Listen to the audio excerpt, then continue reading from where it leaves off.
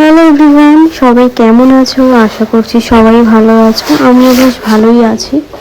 অনেকদিন ধরে যেতে ইচ্ছে করছিল সোলফুল অ্যান্ড বিয়ন্ডে, তাই শেষমেশ যাওয়া আমাদের হলো। সেদিন ছিল আমার অ্যানিভার্সারি, 9 ডিসেম্বর। তো চলে গেছিলাম সোলফুল অ্যান্ড বিয়ন্ডে, কোনো প্ল্যান ছাড়াই চলে গেছে। আসলে আমার জীবনের প্ল্যানটা না ঠিক সাকসেস হয় না। প্ল্যান না করলে ঠিকঠাক হয়ে যায়, কিন্তু প্ল্যান করলে আমার জীবনে কিছুই হয় না। তারপরে গিয়ে আমরা খাবার অর্ডার করে কি অর্ডার করেছিলাম সেটা তো দেখাবোই, তার আগে শেয়ার করি ওখানকার পরিবেশটি ঠিক কীরকম ছিল। পুরো গ্রিনারি ছিল, খুবই সুন্দর ছিল।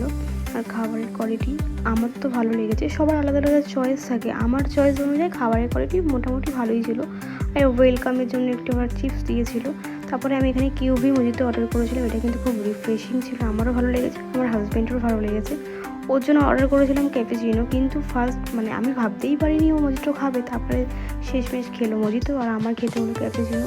তো সেদিন পুরো গোলমাল হয়ে গেছিলো, সব কিছুই খাওয়া হয়ে গেছিলো। যাই হোক, তারপরে আমি অর্ডার করেছিলাম ভেটকি, গন্ধরাজ ভেটকি, ওটাও ভীষণ টেস্টি ছিল। তো এদিকে ও কফি খাচ্ছে, দুজনে মিলেই সব শেয়ারেবল খাবার খেয়েছি।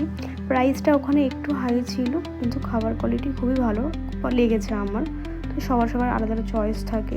তো আমি নিয়েছিলাম তোমার ভেটকি মাছ, গন্ধরাজ ভেটকি, মজিতো, ক্যাপুচিনো। তারপরে নিয়েছিলাম আমি ভুলে যাচ্ছি কী নিয়েছিলাম। তারপরে নিয়েছিলাম আমি ওটা কি পাস্তা নিয়েছিলাম, হোয়াইট সসেস পাস্তা।